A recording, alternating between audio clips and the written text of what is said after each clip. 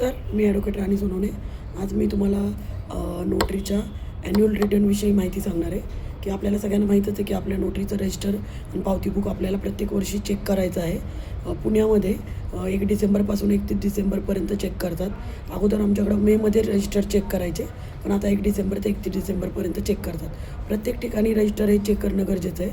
Check केल्यावर ते हे जे चेक करतात रजिस्टर, ते ॲडिशनल डिस्ट्रिक्ट जजचा स्टाफ चेक करतो आणि ॲडिशनल डिस्ट्रिक्ट जज साहेब आपल्याला एक रिपोर्ट देतात आणि तो रिपोर्ट आपल्याला रिन्युअलच्या वेळेस लागतो. त्यामुळं रजिस्ट्रेशन मग तुमचं नोटरी रजिस्टर चेक करणं खूप गरजेचं आहे, कारण रिन्युअलसाठी तो रिपोर्ट लागतो. दुसरं म्हणजे की जानेवारीमध्ये 7 जानेवारीपर्यंत आपल्याला एक ऑडिट रिपोर्ट द्यावा लागतो, नोटरी ऑडिट रिपोर्ट. तो ऑडिट रिपोर्ट म्हणजे काय असतो की आपलं वर्षभरात म्हणजे 1 जानेवारीपासून ते 31 डिसेंबरपर्यंत किती डॉक्युमेंट झाले, कोणते डॉक्युमेंट झाले आणि त्याचा सगळं आपल्याला माहिती द्यायची असते. त्याचा एक फॉर्मॅट असतो की नंबर ऑफ डॉक्युमेंटचं नेम आणि किती चार्ज केलं तुम्ही. तर आपण किती चार्ज करायचं, 35 रुपयेच चार्ज करायचं त्याच्यामध्ये लिहिताना. म्हणजे समजा 100 ॲफिडेविट झाले, 100 गुणिले 35 आणि टोटल किती आले, 50 MOU झाले, त्याला पण 35, सगळ्याला 35नीच टोटल करून अशा पद्धतीने ते ऑडिट रिपोर्ट लिहायचा असतो. ऑडिट रिपोर्ट जो लिहितो आपण, त्या ऑडिट रिपोर्टवर आपलं नाव, आपला पत्ता आणि आपलं नोटरीचा नंबर अशी माहिती द्यायला लागते आणि शेवटी तुमची सही करायलाची असते. तर असा जो ऑडिट रिपोर्ट आहे, तो ऑडिट रिपोर्ट तुम्हाला प्रत्येक वर्षी 7 जानेवारीच्या अगोदर पाठवायचा आहे. आता मी 2015ला नोटरी झाले, तर आम्ही पोस्टाने पाठवायचो. पण आता तुम्ही जे नवीन नोटरी झालं त्यांनी पोर्टल ओपन केलं आहे, त्या पोर्टलवर तुम्हाला अपलोड करायचा आहे. तर हा नोटरीचा ऑडिट रिपोर्ट खूप गरजेचा आहे, कारण जेव्हा तुमचं रिन्युअल असतं त्या रिन्युअलच्या वेळेस पण तुमचा ऑडिट रिपोर्ट तो तुम्हाला पाठवायला लागतो. मग तुमचं रिन्युअल होतो. आता तुम्ही ऑलरेडी 1 वर्ष नवीन जे नोटरी आहेत, त्या नवीन नोटरीचं 1 वर्ष झालेले आहेत. कितीतरी लोकांचे अजून पण COP आलेले नाही आहेत.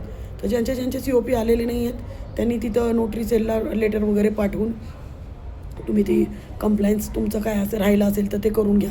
लेटर पाठवा आणि त्या पद्धतीने करून घ्या. दुसरं म्हणजे की आपल्याला 5 वर्षानंतर, प्रत्येक 5 वर्षानंतर आपलं रिन्युअल असतं. त्या रिन्युअलसाठी त्यामुळं नोटरी रजिस्टर आणि पावती बुक. आता कित्येक लोक मला असं विचारतात की फक्त नोटरी रजिस्टर करायचं मेंटेन, पावती बुक करायचं का? तर पावती बुक पण करणं गरजेचं आहे. तुमचं नोटरी रजिस्टर आणि पावती बुक मस्ट आहे. कितीतरी लोकांनी पावती पुस्तक मेंटेन नाही केलेलं, तर नोटरीचं रजिस्टर पण मेंटेन करायचं आणि पावती बुक पण मेंटेन करायची, कारण विदाऊट पावती बुक त्या रजिस्टरचा काहीच उपयोग नाही आहे. रजिस्टर नोंदवताना किंवा रजिस्टरमध्ये लिहिताना कसं लिहायचं, काय काय लिहायचं, त्याच्यामध्ये ते अमाऊंट जे आहेत त्या अमाऊंट 25, 35, 35 असं आपण लिहितो. आता मला आजच एका मॅडमचा फोन आला, त्या वर्धाच्या तिथं प्रॅक्टिस करतात.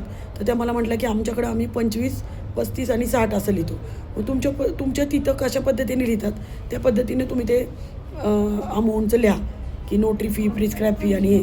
तर आमच्याकडं पुण्यामध्ये 25, 35, 35 असं लिहितात आणि त्या पद्धतीने तुम्ही 25, 35 लिहायची आणि त्या पद्धतीने तुम्ही लिहा. जर तुमच्याकडे 25, 35, 60 असेल तर तुम्ही विचारा तिथं की नोटरी रजिस्टर करताना किती लिहायचे, त्या पद्धतीने तुम्ही लिहा.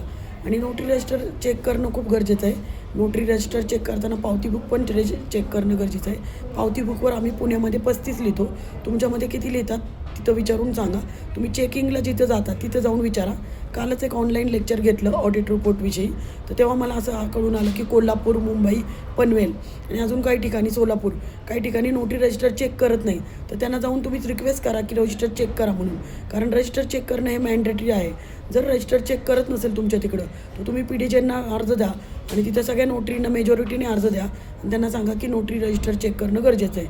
आणि ते चेक जर केलं नाही तर तुम्ही नोटरी सेलला पण कळवू शकता, मला पण कळवा, मी कळवीन. आणि अशा पद्धतीने हे नोटरी ऑडिट रिपोर्ट जो आहे किंवा नोटरी रजिस्टर चेकिंग आहे ते खूप मस्ट आहे, कारण त्याशिवाय तुमचं रिन्युअल होणार नाही. रिन्युअलच्या वेळेस प्रॉब्लेम येतो. काही लोकांचं रिन्युअल अजून पेंडिंग आहे, तर काही लोकांचं रिन्युअल 1 वर्ष झालं आलेलं नाही, 2 वर्ष झाले नाही. मग त्यांनी रजिस्टर चेक नाही करायचं. त्यांनी रजिस्टर चेक नाही करायचं, तर नाही जरी करायचं तरी तिकडे जाऊन सांगा त्यांना की तुमचं नोटरी रिन्युअल अजून आलं नाही, त्यामुळं नोटरी रजिस्टरमध्ये काहीच नोंद नाही झाली आणि त्यामुळं आम्हाला तुम्ही रिपोर्टचं काय करता ते बघा. दुसरं म्हणजे की ज्यांचं नोटरी रिन्युअल अजून आलेलं नाही आहे किंवा ज्यांचं काहीही डॉक्युमेंट झालेलं नाही त्यांनी नील रिपोर्ट पाठवा. म्हणजे माझं काहीच डॉक्युमेंट नाही झालं, नील रिपोर्ट.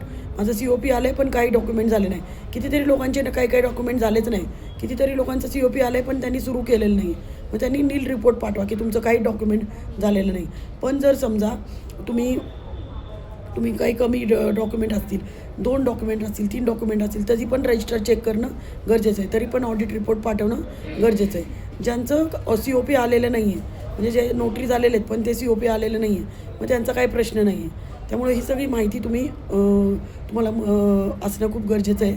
नोटरी रजिस्टर मेंटेन करणं, पावती बुक मेंटेन करणं, पावती बुक पूर्णपणे व्यवस्थित लिहिणं, नोटरी रजिस्टर व्यवस्थित मेंटेन करणं हे मॅन्डेटरी आहे. कितीतरी लोकांनी पावती बुकावर पक्षकाराच्या सह्या घेतल्या नाहीत, तर पावती बुकावर पक्षकाराच्या सह्या घेणे खूप गरजेचं आहे. तुम्ही रजिस्टरवर ज्या सह्या करणार आहेत त्याच सह्या इथं पावती बुकवर असणं गरजेचं आहे. जेव्हा तुमच्यासमोर ती व्यक्ती येते, त्या व्यक्तीचं तुमचं डॉक्युमेंटवर सही तुमच्यासमोर होणं गरजेचं आहे, रजिस्टरवर सही होणं गरजेचं आहे आणि पावती बुकवर सही होणं गरजेचं आहे. कारण हे पावती बुक रजिस्टर हे चेक होतं, त्यामुळे हे खूप महत्त्वाचं आहे. त्यामुळं तुम्ही जे पण डॉक्युमेंट घेणार ते डॉक्युमेंट आल्यावर जरा तुम्ही थोडंसं त्यांना वेळ द्या आणि त्या पद्धतीने त्यांना थोडंसं थांबायला लागलं तरी चालेल, पण तुमच्यासमोर सगळ्या सह्या करा. कारण नंतर रजिस्टर चेकिंगला किंवा पावती बुक चेकिंगला तुम्हाला प्रॉब्लेम येईल. समजा तुम्ही पावती बुक मेंटेन नाही केलं, समजा तुम्ही पावती बुकवर सह्या नाही केला, तर ते तुमच्या रिपोर्टवर येणार आहे आणि तो रिपोर्ट आपल्याला रिन्युअलच्या वेळेस जेव्हा आपण पाठवतो तेव्हा notary cell can take any action against us. त्यामुळं आपल्याला ती काळजी घ्यायची आहे. फक्त नोटरी अपॉइंटमेंट झाली आहे आणि नोटरीचं काम करताय हे इनफ नाही आहे. You have to take information. तुम्हाला माहिती पाहिजे की कसं करायचं आहे काम. मी तुमच्यासाठी कितीतरी व्हिडिओ टाकलेले आहेत यूट्यूबवर, नोटरीसाठीच कितीतरी व्हिडिओ टाकलेले आहेत की काय करायचं, कोणतं डॉक्युमेंट करायचं, कोणतं नाही डॉक्युमेंट करायचं. आता एक नवीन सायटेशन आलं आहे, मला एकाने सांगितलं की ट्रू कॉपी आणि अटेस्टेड तुम्हाला नोंदवायचं आहे, तर तुम्ही नोंदवलं तरी चालतं. ट्रू कॉपी आणि अटेस्टेड तुम्ही नोंदवलं तरी चालतं. इकडं आम्ही पुण्यामध्ये नोंदवत नाही. नोंदवलं तरी चालतं, नाही नोंदवलं तरी चालेल, तुम्ही नोंदवा. डॉक्युमेंट तुम्ही नोंदवायला पाहिजे. दुसरं म्हणजे की आता रिपोर्टमध्ये कितीतरी लोकांनी मला रिपोर्ट दाखवले, त्याच्यामध्ये त्यांनी लिव्ह अँड लायसन नोंदवलं होतं. मग ते आलं आहे त्यांनी की लिव्ह अँड लायसन नोंदवले, तर लिव्ह अँड लायसन आपण रजिस्टर नोटरी करू शकत नाही. तुम्ही नाही करायचं लिव्ह अँड लायसन आणि ते तुम्ही नोंदवत आहे, परत नोंदवायचं पण नाही कारण आपल्याला राईट नाही आहे. Leave and licence is compulsory registered document. आपल्याला डूज आणि डोंटवर पण मी व्हिडिओ केले, ते पण तुम्ही बघा. कोणतं डॉक्युमेंट करायचं नाही, कोणतं डॉक्युमेंट करायचं. ॲफिडेविट करायचं, डिक्लेरेशन करायचं, MOU करायचं, इंडेमनिटी बॉन्ड करायचं, विल करायचं, पार्टनरशिप डीड करायचं आणि लिव्ह इन रिलेशनशिप ॲग्रीमेंट पण तुम्ही करू शकता, बॉन्ड करायचं. अशा पद्धतीने हे डॉक्युमेंट करायचे. लिव्ह अँड लायसन करायचं नाही, खरेदीखत करायचं नाही, गिफ्ट डीड करायचं नाही, विसर पावती पण करायची नाही कारण त्याच्यामध्ये अमाऊंट असते, पजेशन रिसिप्ट पण करायचे नाही. तर अशा पद्धतीने हे डॉक्युमेंट काढायचे नाही. डूज अँड डोंटवर वेगळा व्हिडिओ केला आहे, ते पण तुम्ही बघा. आणि ह्या व्हिडिओ तुमच्या माहितीसाठी होता. थोडासा बघून थोडासा वेळ काढून बघा. काही क्वेरी असेल तर मला विचारा. ज्यांचे COP आलेलं नाही आहेत, ज्यांचं नोटरी रिन्युअल आलेलं नाही, ज्या लोकांचं नोटरी रिन्युअलमध्ये डिले, बघा डिले कधी होतो, तुम्हाला नोटरी रिन्युअल जेव्हा तुमचं असतं तर 6 महिने अगोदर तुम्हाला ते डॉक्युमेंट नोटरी सेलला पाठवायचे असतात. आता तुमचं नवीन जे नोटरी आहे त्यांना अजून वेळ आहे, पण ज्यांचं नोटरी रिन्युअल आहे त्यांनी 6 महिने अगोदर 7 महिने अगोदरच डॉक्युमेंट पाठवा, म्हणजे डिले होणार नाही. ज्या लोकांचा डिले झाला आहे त्यांचंच नोटरी रिन्युअल सर्टिफिकेट आलेलं नाही, त्यांचं नोटरी रिन्युअल सर्टिफिकेट ते अडकलेलं आहे लॉ अँड ज्युडिशरी डिपार्टमेंटमध्ये. त्यांचं येईल कारण सगळ्या नोटरींना ते पोर्टलवर घेतात. सगळ्या नोटरींचं ते ऑनलाईन पोर्टल करतायत तयार, सगळ्यांना पोर्टलवर घेत आहेत आणि त्यामुळे ते व्हेरिफिकेशन करतायत सगळ्या नोटरींची.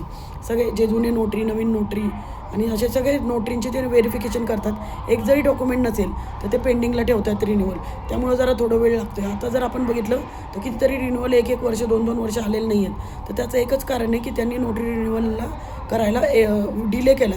1 दिवसाचा डिले, 2 दिवसाचा डिले, 3 दिवसाचा.